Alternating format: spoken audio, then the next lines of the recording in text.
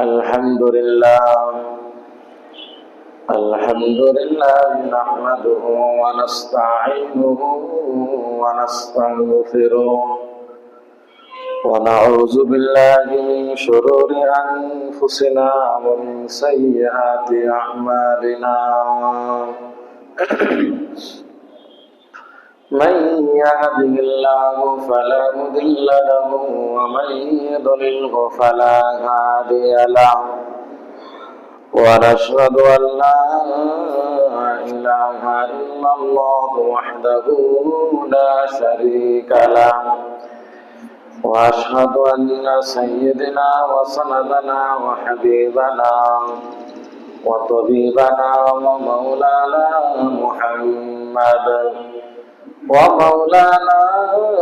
محمدا عبده ورسوله الذي أرسله بالحق بشيرا ونذيرا وداعيا إلى الله بإذنه وسراجا وقمرا منيرا فقد قال الله سبحانه وتعالى في كلامه المجيد والفرقانه الحميد أعوذ بالله من الشيطان الرجيم بسم الله الرحمن الرحيم يا أيها الذين آمنوا توبوا إلى الله توبة نصوحا عسى ربكم أن يكفر عنكم سيئاتكم ويدخلكم جنات تجري من تحتها الأنهار وقال النبي رسول الله صلى الله عليه وسلم التائب من الذنب كمن لا ذنب له أو كما قال عليه الصلاة والسلام بلغ العلا بكماله كشف الدجى بجماله حسنت جميع خصاله صلوا عليه وآله سبحان الله والحمد لله ولا إله إلا الله والله أكبر سبحانك لا علم لنا إلا ما علمتنا إنك أنت العليم الحكيم الحمد لله আল্লাহ তাআলার দরবারে অগণিত অসংখ্য লাখ কোটি শুকর ও সুজুদ সেই মহান স্রষ্টার দরবারে যিনি আমাদেরকে পবিত্র জুমার নামাজ আদায় করার জন্য আল্লাহ সুবহানাহু ওয়া তাআলার ঘরে আসা এবং বসা কিছু কথা শোনার তৌফিক দান করেছেন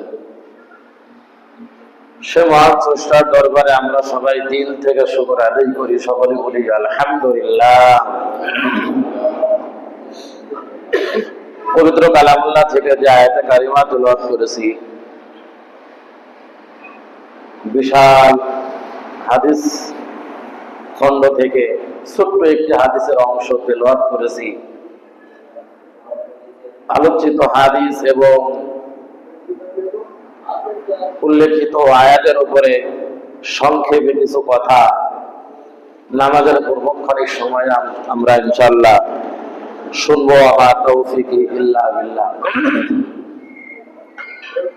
আল্লাহ পাক রব্বুল আলামিন আমাদেরকে পৃথিবীতে পাঠিয়েছেন মানুষ হিসাবে, সাথে সাথে আরো অনেক মাখলুকাত আল্লাহ পাক রব্বুল আলামিন পাঠিয়েছেন। কিন্তু পৃথিবীতে শুধু দু ধরনের মাখলুকাতের হিসাব নিকাশ আল্লাহ পাক রব্বুল আলামিন নিবেন, বাকি মাখলুকাতের হিসাব নিকাশ আল্লাহ নিবেন না। তো আল্লাহ পাক রব্বুল আলামিন যেই দুই মাখলুকাতের হিসাব নিকাশ নেবেন, সেই দুই মাখলুকাতের জন্য পরকালে বিশাল জান্নাতের সুসংবাদ রেখেছেন। যাদের হিসাব নিকাশ নাই, সুসংবাদ তাদের জন্য না। যাদের হিসাব নিকাশ আছে, সুসংবাদ তাদের জন্য। আনন্দ তো তারাই উপভোগ করবে যারা কষ্ট করে মেহনত করে পড়েছে, পরীক্ষার রেজাল্ট ভালো করেছে। যারা কষ্ট করে পড়ে নাই, মেহনত করে নাই, তার কাছে পাস কি আর ফেল কি সব বরাবর সমান, কোনো কিছুই তার অনুভবে আসে না। কিন্তু যেই ছেলেটা মেহনত করেছে, কষ্ট করেছে, পরীক্ষার রেজাল্ট যখন ভালো হয়, ফলাফল যখন ভালো হয়, সে নিজেও আনন্দিত হয়, তার পিতামাতাও আনন্দিত হয়। তো আনন্দ তো আমাদের জন্য, কারণ আমাদের জন্য আল্লাহ পাক রব্বুল আলামিন পরকালে পুরস্কারের ঘোষণা রেখেছেন, পুরস্কারের ব্যবস্থা রেখেছেন। আনন্দ আমাদের জন্য। তো সেই পুরস্কার যদি আমরা পেতে চাই, তাহলে দুনিয়ার আমাদের কিছু শর্ত শরাইত মেনে চলতে হবে।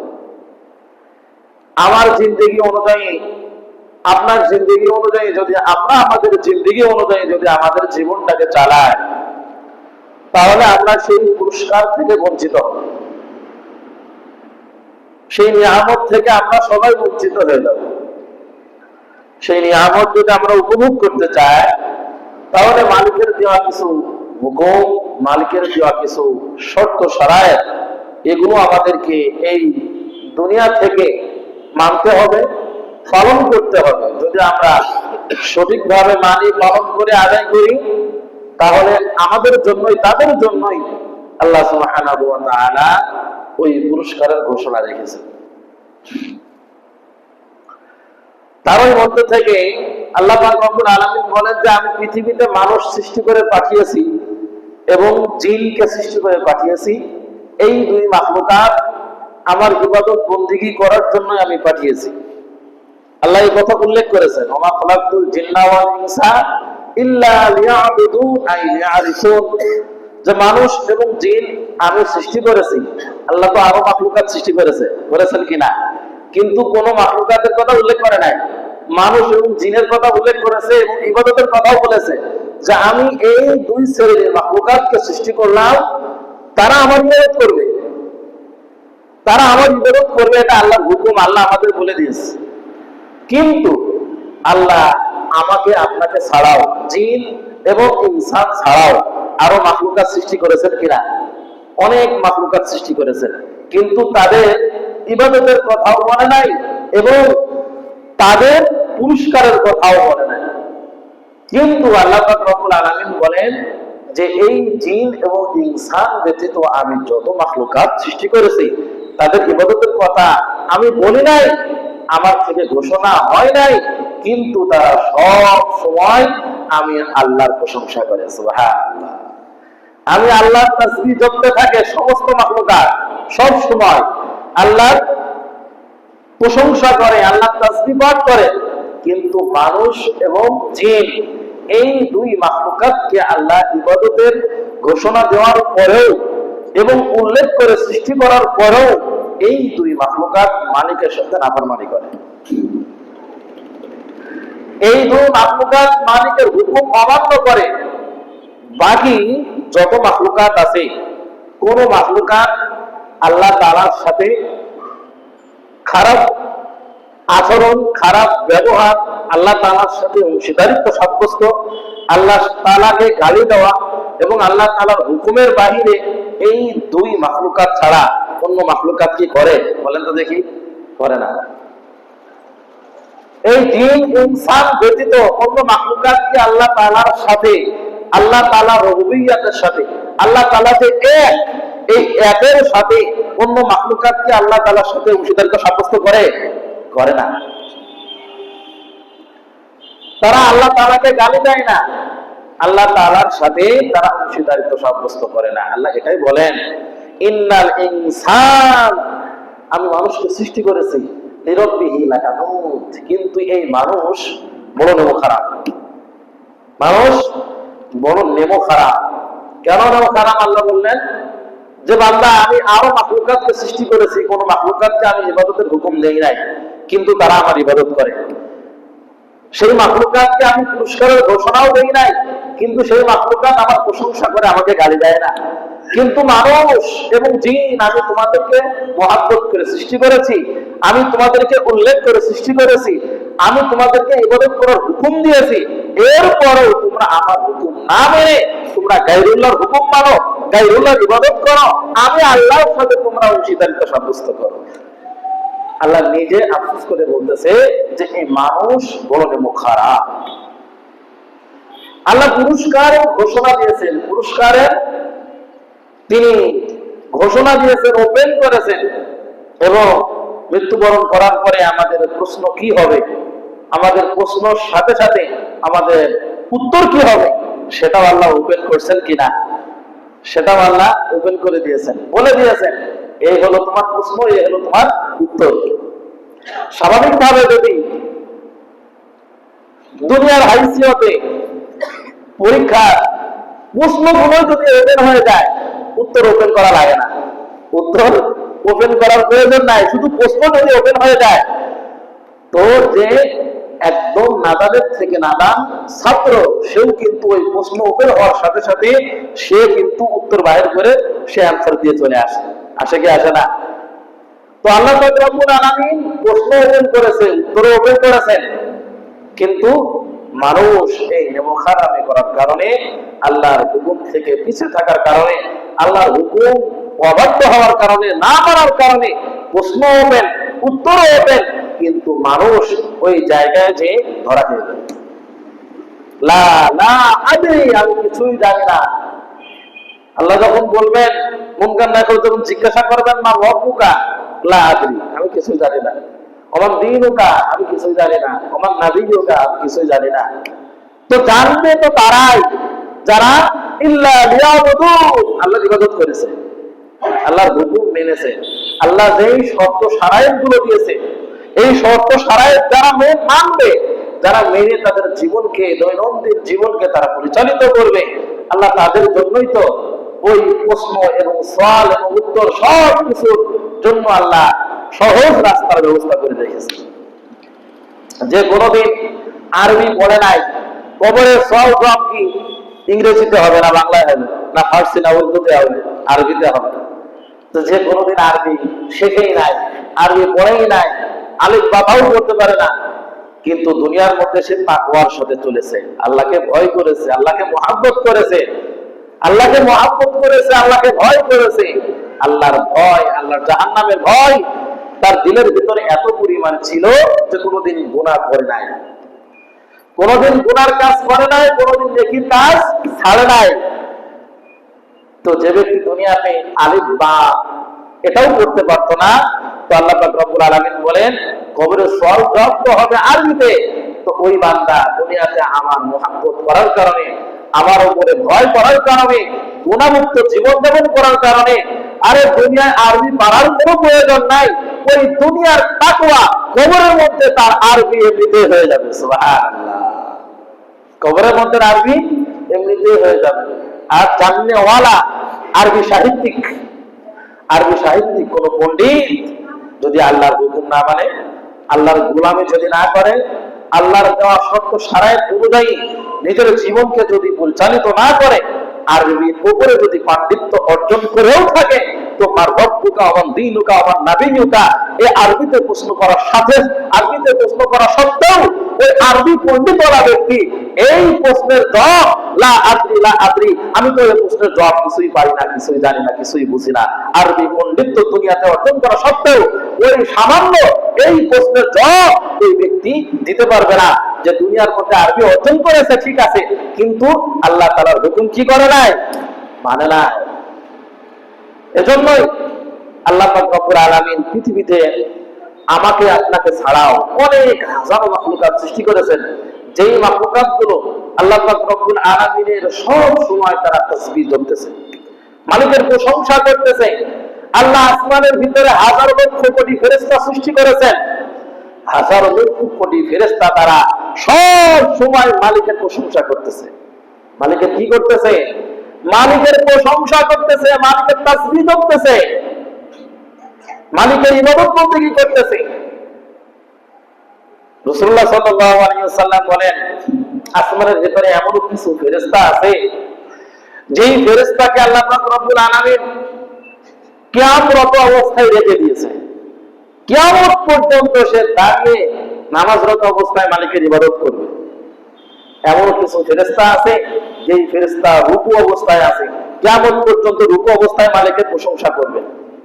এমন কিছু ফেরেশতা আল্লাহ সৃষ্টি করেছে যে ফেরেশতা সিজদার অবস্থায় আছে, কিয়ামত পর্যন্ত সিজদার মধ্যে মালিকের প্রশংসা করতে থাকবে। কিছু ফেরেশতা এমন আছে যারা বৈঠকের মধ্যে মালিকের প্রশংসা করতেছে, কিয়ামত পর্যন্ত তারা মালিকের বৈঠকের মধ্যে মালিকের প্রশংসা করবে। তাহলে সব সময় ফেরেশতারা আল্লাহর ইবাদত করে কি করে না? সব সময় করে। আল্লাহ তাদেরকে কিন্তু ইবাদত করার কথা বলে নাই, আল্লাহ তাদেরকে পুরস্কারের ঘোষণাও দেয় নাই, ইবাদত করার কথাও বলে নাই। কিন্তু আমি আপনি এই না খান্দাম বান্দাকে ইল্লা লিয়াবুদুন, মানুষ আমি তোমাকে সৃষ্টি করেছি আমার ইবাদত করো, আল্লাহ হুকুম দেওয়া সত্ত্বেও আমরা না খান্দাম বান্দা মালিকের ইবাদত করি না, মালিকের হুকুম মানি না। মালিকের দেওয়া হুকুমকে আমরা পিছিয়ে ফেলে দিই, দুনিয়ার হুকুমকে আমরা সামনে বাড়িয়ে দিই। কথা বলেন, দুনিয়ার হুকুমকে আমরা সামনে অগ্রসর করে নিই, মালিকের হুকুমকে আমরা পিছিয়ে ফেলে দিই। আল্লাহ সেটাই আফসোস করে বলেন যে মানুষ বড় এবং খারাপ।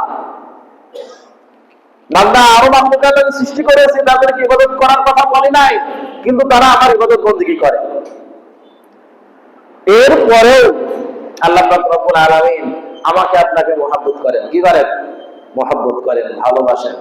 একজন আল্লাহকে গালি দেয়, আল্লাহ তাআলা রুবুবিয়্যতের সাথে অংশীদারিত্ব সাব্যস্ত করে, আল্লাহ পাক রব্বুল আলামিন এরপরও বান্দার উপরে নারাজ হয় না, এরপরও বান্দার উপরে নারাজ হয় না, বান্দার উপরে নারাজ হয় না।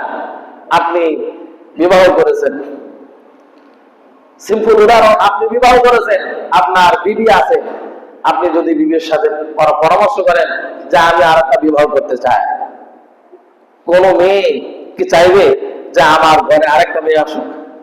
কেউ চাইবে না, বলেন তো দেখি, কেউ চাইবে না। দুনিয়ার হাইসিয়তে যদি একটা মেয়ে আর একটা মেয়ের সাথে তার স্বামীর সাথে অংশীদারিত্ব সাব্যস্ত করার ব্যাপারে সহ্য না করে, আল্লাহ তাআলা কেমনে সহ্য করে? বলেন তো দেখি, আল্লাহ তাআলা কিভাবে সহ্য করে? আল্লাহ তাআলাকে গালি দেয় যে আল্লাহ তাআলার সন্তানাদি আছে, আল্লাহ তাআলার স্ত্রী পুত্র আছে, ঈসা আলাইহিস সালাম আল্লাহর সন্তান, গালি দেয় কি দেয় না? গালি দেয়। এরপরও আল্লাহ পাক রব্বুল আলামিন বলেন, আমি দেখো আমার রহমতের সাগর কত বেশি প্রসারিত, আমি যখন আসমান থেকে বৃষ্টি বর্ষণ করি, বান্দা যে আমার ইবাদত বন্দেগী করে, যার ভিতরে তাকওয়া আছে, আমার আল্লাহকে, আমি আল্লাহকে ভয় করে, সব সময় পরিষ্কারিতার উপরে চলে, আমি যখন আসমান থেকে বৃষ্টি বর্ষণ করি, আমি ওই মুমিন বান্দার জমিন বা বাড়িতেও বৃষ্টি বর্ষণ করি, যে আমাকে গালি দিল আমি তার বাড়িতেও বৃষ্টি বর্ষণ করি। করে কি করে না? অবশ্যই করে। কোনদিন কি এমন হয়েছে বা দেখেছেন যে আমি আল্লাহর সাথে আমার মহব্বত আছে, আমি মুসলমান, মুত্তাকিন, পরিষ্কার মানুষ, আমি আল্লাহর ইবাদত বন্দেগী করি, আল্লাহ আমাকে বেশি মহব্বত করেন, বা আল্লাহ আমার বাড়ির উপরে আসমান থেকে রহমতের বৃষ্টি বর্ষণ করেছেন, আমার বাড়ির পাশে আর একজন ইহুদির বাড়ি আছে, সে আল্লাহ তাআলাকে গালি দেয়, আল্লাহ তাআলার সাথে অংশীদারিত্ব সাব্যস্ত করে, আসমানের বৃষ্টি আমার বাড়িতেই হয়েছে আর ওই ইহুদির বাড়িতে হয় নাই, এমন কি হয়েছে? কোনোদিন হয় নাই, কোনোদিনও হয় নাই। আল্লাহ সেটাই বলেন যে ফেরেশতা, আমি আমার বান্দাকে বড় মহব্বত করি, বড় ভালোবাসি, অত্যন্ত মায়া করে আমি আমার বান্দাকে সৃষ্টি করেছি। সৃষ্টির শুরু লগ্নে আল্লাহ পাক রব্বুল আলামিন ফেরেশতাদেরকে বললেন যে আমি কিছু প্রতিনিধি, কিছু মানুষ আমি সৃষ্টি করতে চাই। ফেরেশতারা বলল, আল্লাহ আমরা তো আছি, আবার মানুষ সৃষ্টি করার কি দরকার? আমরা তো সব সময় আপনার প্রশংসা করি, আপনার প্রশংসা করি, তাসবিহ করতেছি, সব সময় আপনার জিকির করতেছি, প্রশংসা করতেছি, প্রশংসা করতেছি। দুনিয়ার হাইসিয়তে যদি সব সময় আমরা ভালো মন্দ খাবার খাই, তাহলে সব সময় কি ভালো মন্দ খাবার খেতে মন চাইবে? সপ্তাহে 7 দিন যদি আপনার সামনে গরু, খাসি, মুরগি দেওয়া হয়, আপনি খেতে পারবেন? বলেন তো দেখি, কেউ খেতে পারবে না। নিরামিষও দরকার আছে, ভালো খাবারেরও দরকার আছে, সবকিছু মিলিয়ে শরীর স্বাস্থ্য সুস্থ থাকবে। আপনি যদি প্রত্যেকদিন গরুর মাংস খান, শরীরের ভিতরে অসুস্থতা আসবে কিনা? অবশ্যই অবশ্যই অসুস্থ হয়ে যাবেন আপনি, খাওয়ার প্রতি আর কোনো রুচি থাকবে না। আল্লাহ পাক রব্বুল আলামিন ফেরেশতাদেরকে বললেন, ফেরেশতা তোমরা তো আমার প্রশংসা সবসময় করতেই আসো। তো আমি এমন কিছু মানুষ সৃষ্টি করতে চাই, কিছু মাখলুকাত সৃষ্টি করতে চাই, যেই মাখলুকাত আমার ইবাদতও করবে, গুনাহও করবে, আমার কাছে তওবা করবে, আমি আল্লাহ তাদেরকে মাফ করে দিব। সুবহানাল্লাহ। এরপরে আল্লাহ পাক রব্বুল আলামিন আমাকে আপনাকে মহব্বত করে, দয়া করে, মায়া করে সৃষ্টি করলেন। যে বান্দা, আমি কিছু বান্দাকে সৃষ্টি করলাম, যে বান্দা গুনাহ করবে, গুনাহ করার পরে আবার আমার কাছে তওবা করবে, তো চোখের পানি ছেড়ে দিবে, আল্লাহ ভুল করেছি, মাফ করে দাও, ক্ষমা করে দাও। আমি আল্লাহ, আমার নাম তো গফফার, আমি আল্লাহ আমার গফফার নামের যেই পাওয়ার, আমার গফফার নামের যে রুবুবিয়্যাহ, আমার গফফার নামের যেই প্রভাব, আমি আমার এই গুনাহগার বান্দাকে ক্ষমা করে আমি সারা আসমান জমিন, সারা মাখলুকাতকে, সমস্ত ফেরেশতাদেরকে জানিয়ে দিতে চাই, আমার নাম গফফার। গুনাহ করার পরে যদি কোনো বান্দা মাফ চাই, আমি আল্লাহ তাকে ক্ষমা করে দিই। সুবহানাল্লাহ। সেই আয়াতে কারিমায় তেলাওয়াত করেছি, ইয়া আইয়ুহাল্লাযীনা আমানু, হে ঈমানদারগণেরা, তুবু ইলাল্লাহি তাওবাতান নাসুহা, তওবা করো আল্লাহ তাআলার কাছে। কেমন তওবা করবা? তওবায়ে নাসুহা। তওবায়ে নাসুহা বলতে মুফাসসিরিনে কেরাম বলেন, এমন ভাবে তওবা করবা, তওবা করলাম মুখে বললে হয়ে গেল তওবা, এমনটা না। আমি যে অতীতে যত গুনাহ করেছি, ওই গুনার প্রতি এমন ভাবে লজ্জিত হওয়া, এমন ভাবে অনুশোচনা আসা, ওগো আল্লাহ, জীবনে যত গুনাহ করেছি তুমি মাফ করে দাও, আমি আর জিন্দেগিতে গুনাহ করব না। এমনও গুনাহ করেছি, গোপনে করেছি, পৃথিবীর কেউ জানে না। এমনও গুনাহ করেছি, আমার স্ত্রী সন্তান পর্যন্ত জানে না। এমন নিকৃষ্ট কোনো গুনাহ করেছি, গো আল্লাহ, এই গুনাহগুলোর কথা যদি তুমি ওপেন করে দাও, আমার স্ত্রী আমাকে আর ঘরে ওঠাবে না। এমন গুনাহ করেছি, যদি তুমি ওপেন করে দাও, আমার পিতা মাতা আমার আর ঘরের মধ্যে জায়গা দিবে না। আল্লাহ, গুনার কাজ করেছি, কেউ দেখে নাই আল্লাহ, কিন্তু তুমি দেখেছো গো আল্লাহ। ওগো আল্লাহ, জীবনে এমন নিকৃষ্ট গুনার কাজ আর করব না, তুমি মাফ করে দাও। আমার আল্লাহ পাক রব্বুল আলামিন বলেন, বান্দা যখন আমার কাছে এমন ভাবে কাকুতি মিনতি করবে আর অতীতের গুনার প্রতি লজ্জিত হবে, অনুশোচনা করবে, আল্লাহ জীবনে যা করেছি শয়তানে ওয়াসওয়াসাই করে ফেলেছি, আর করব না, তুমি সুযোগ দাও, মাফ করে দাও। আমার ভাই বাম্বার বলেন, বান্দা দু চোখের পানি যখন ছেড়ে দিলে, এক ফোঁটা মাছের মাথা পরিমাণ পানি চোখ থেকে বাইরে হতে দেরি, আমার আল্লাহ তার জীবনের গুনাহগুলো মাফ করতে দেরি করবে না। সুবহানাল্লাহ। আল্লাহ এত দয়ালু, এত মেহেরবান, এত করুণা। এজন্য আল্লাহ পাক রব্বুল আলামিন বলেন যে আমি পৃথিবীতে মানুষ সৃষ্টি করেছি, মানুষের কিছু দৈহিক চাহিদা থাকে, মানুষের কিছু দৈনিক চাহিদা থাকে, মানুষের এমন ভাবে আমি সৃষ্টি করে দুনিয়ার মধ্যে সৃষ্টি করে রাখতেছি, মানুষ এক সময় গুনাহ করবে, আবার আরেক সময় আমার নেকির কাজ করবে। যখন তারা সুন্দর মজলিসের মধ্যে থাকবে, কোরআন হাদিসের মজলিসের মধ্যে থাকবে, তাদের মন মানসিকতা মেজাজ থাকবে ভিন্ন, তারা নিয়ত করবে আল্লাহ গুনাহ করেছি, মাফ করে দেওয়ার, গুনাহ করব না। কিন্তু যখন মজলিস ত্যাগ করে আবার বন্ধুদের সাথে আবার বন্ধুদের সাথে আড্ডা বসবে, আবার দুনিয়াবি হাইসতের মধ্যে যখন যুক্ত হয়ে যাবে, আবার গুনার কাজ করবে, আবার তখন অনুশোচনা আসবে, ওগো আল্লাহ, একটু আগে না তওবা করে আসলাম, আবার গুনাহ করে ফেলেছি, মাফ করে দাও।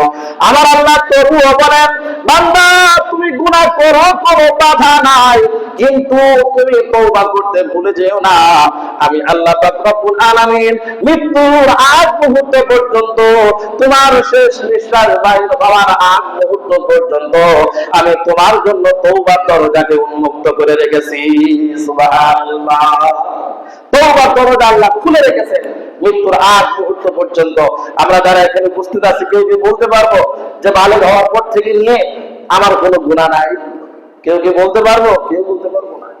যে বালেগ হওয়ার পর থেকে নিয়ে এই পর্যন্ত আমার কোনোদিন ফরজ নামাজ ছুটে নাই, কেউ বলতে পারবো? পারবো না। বালেগ হওয়ার পর থেকে নিয়ে এই পর্যন্ত আমি কোনোদিন হারাম খাবার খাই নাই, কেউ বলতে পারবো? পারবো না। বালেগ হওয়ার পর থেকে নিয়ে এই পর্যন্ত কোনোদিন হারাম কাজের মধ্যে লিপ্ত হয় নাই, কেউ বলতে পারবো? পারবো না।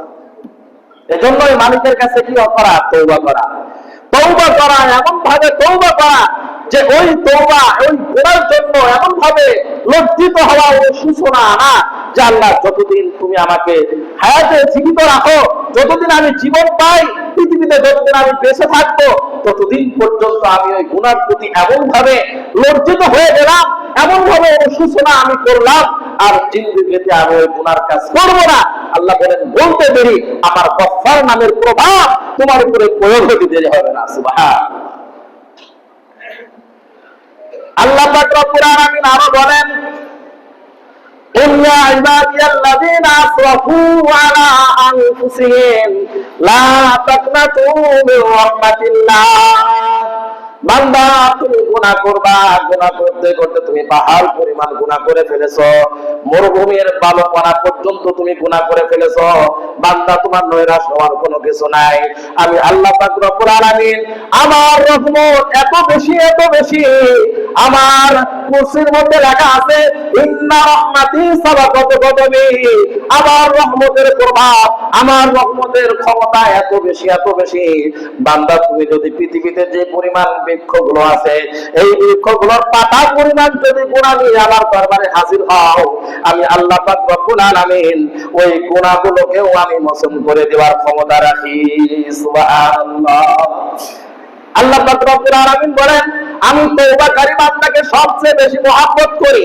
যে বান্দা গুনাহ করেছে আবার নিজে নিজে অনুশোচনা করেছে, গো আল্লাহ গুনার কাজ হয়ে গেছে, গো আল্লাহ এই গুনার জবাব যদি তুমি হাসরের ময়দানে আমাকে জিজ্ঞাসা করো, আব্দুল করিম দুনিয়ার মধ্যে আমি তোমাকে শক্তি দিয়েছিলাম, বুদ্ধি দান করেছিলাম, আমি তোমার শরীরের মধ্যে সুস্থতা দান করেছিলাম, এই সুস্থতা শরীর নিয়ে তুমি খারাপ কাজের মধ্যে লিপ্ত হয়েছো, গুনার কাজের মধ্যে লিপ্ত হয়েছো।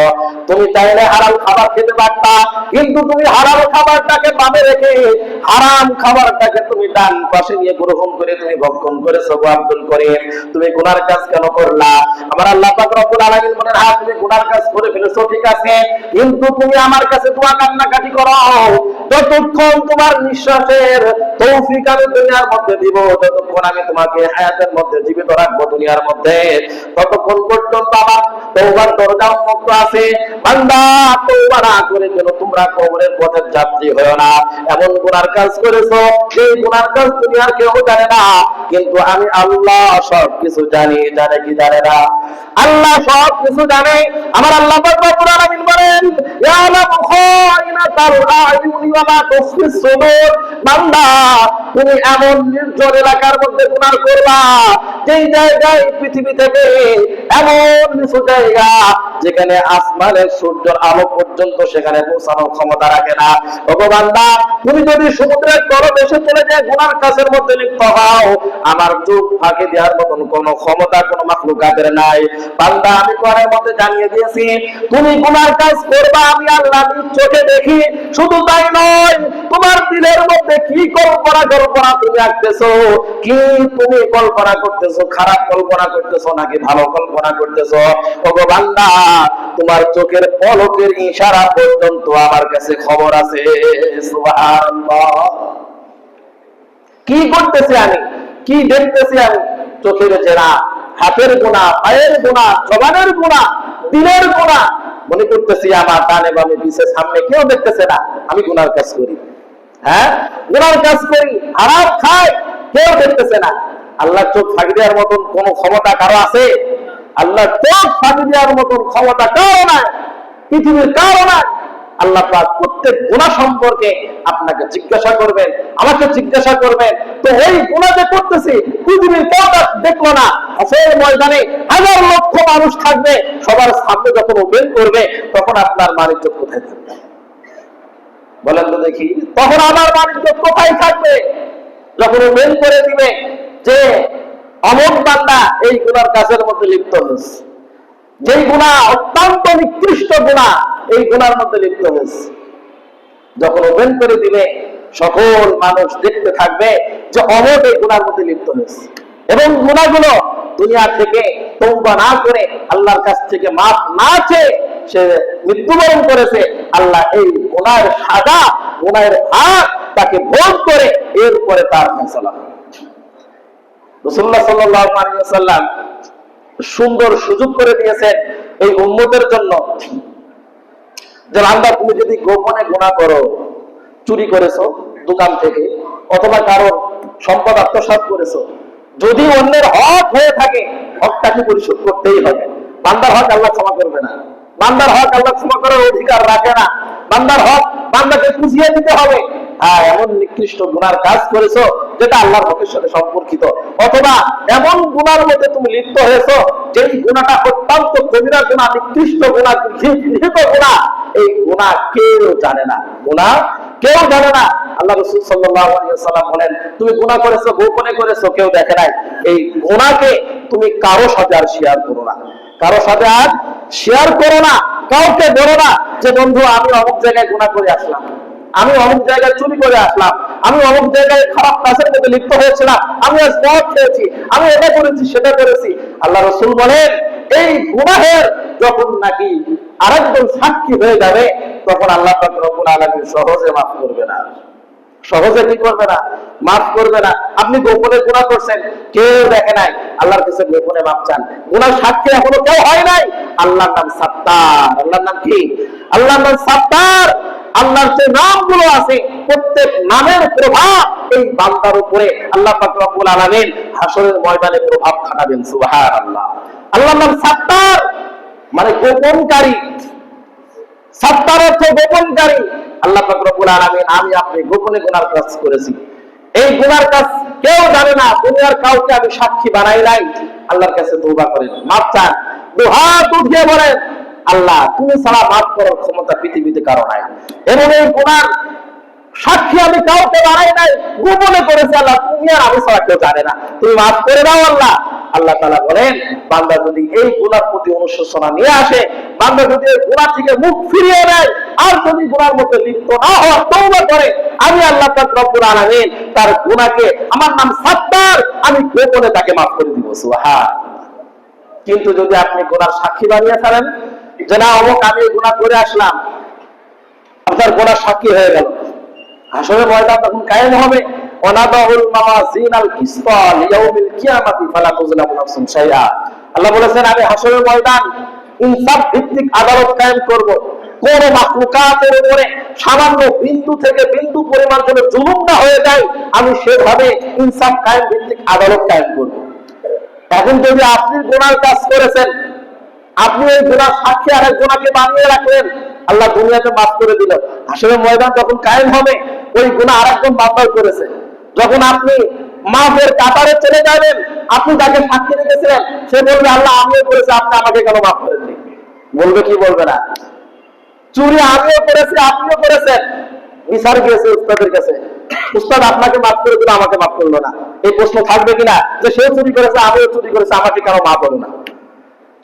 তো আল্লাহ পাক রব্বুল আলামিন সুন্দর থিওরি বলে দিয়েছেন যে গুনাহ করো বান্দা, তুমি গুনাহ করবা, আমি জানি তোমার দ্বারা গুনাহ হবেই হবে, তুমি গুনাহ থেকে বেঁচে থাকতে পারবে না, কিন্তু এই গুনাহ তুমি করো, যদি হয়ে যায় তুমি আল্লাহর কাছে মাফ চাও, বেশি বেশি সকল ঘন্টা আল্লাহর কাছে ক্ষমা চাও, আল্লাহর কাছে প্রার্থনা করো, আল্লাহর কাছে তুমি গোপনে মালিকের কাছে কান্না করো, মালিকের কাছে কান্না করো, দু চোখের পানি তুমি বেয়ে দাও। আল্লাহ রাসূল সাল্লাল্লাহু আলাইহি ওয়াসাল্লাম বলেন জাহান্নামের আগুন ওই মহাসাগরের পানি দিয়েও নিভানো সম্ভব হবে না। যদি এই গুনার প্রতি অনুশোচনা করে আল্লাহ তুমি যদি গুনার হিসাব নাও আর যদি আমাকে পাকড়াও করো, যদি আযাবের মধ্যে গ্রেফতার করো, আমি তো গ্রেফতার হয়ে যাব, পার হওয়ার কোনো সুযোগ নাই, সেই গুনার কাজ আমি করেছি, আল্লাহ আমি দু চোখের পানি ছেড়ে দিলাম, মাফ করে দাও। রাসূলুল্লাহ সাল্লাল্লাহু আলাইহি ওয়াসাল্লাম বলেন এই চোখ দিয়ে গরম এক ফোঁটা পানি বাইর হতে দেরি আল্লাহ ওই গুনাহকে মাফ করতে দেরি করবে না। সুবহানাল্লাহ। এবং এত পাওয়ার ওই এক ফোঁটা পানি দিয়ে আল্লাহ পাক রব্বুল আলামিন আপনার জাহান্নামের আগুনকে নিভিয়ে দিবে। সুবহানাল্লাহ। এজন্য আমরা সবাই গুনাহ আমরা সবাই কম বেশি করি বা হয়ে যায় আমাদের থেকে, সবাই আমরা আল্লাহর কাছে তওবা করব ইনশাআল্লাহ, সবাই আল্লাহর কাছে তওবা করব। আমাদের একমাত্র আল্লাহ, একমাত্র খালেক, একমাত্র রাজ্জাক, একমাত্র খালেক তিনি ছাড়া আর দ্বিতীয় কোনো ইলাহ নাই, দ্বিতীয় কোনো মালিক নাই, দ্বিতীয় কোনো রব আমাদের নাই। আমাদের সবাইকে মালিকের প্রতি মুতাওয়াজ্জি হতে হবে, মালিকের প্রতি মুনাফিকি হতে হবে। গুনাহ হয়ে যেতে পারে কিন্তু আমরা যেন তওবার রাস্তা থেকে যেন আমরা পিছে না যাই, মালিকের দরবারে বেশি বেশি আমরা সকাল সন্ধ্যা মালিকের দরবারে তওবা করব। ততক্ষণ সুযোগ থাকবে যতক্ষণ আমার নিঃশ্বাস বাইরে হতে থাকবে। মৃত্যুবরণ করার পরে তওবা করাটা বন্ধ হয়ে যাবে। এই জন্য আমরা সবাই ইনশাআল্লাহ তওবা করবো তো ইনশাআল্লাহ। সবাই আল্লাহ পাক রব্বুল আলামিন আমাদের সবাইকে তওবায়ে নাসুহা সুন্দর তওবা করার তৌফিক দান করেন। ওয়া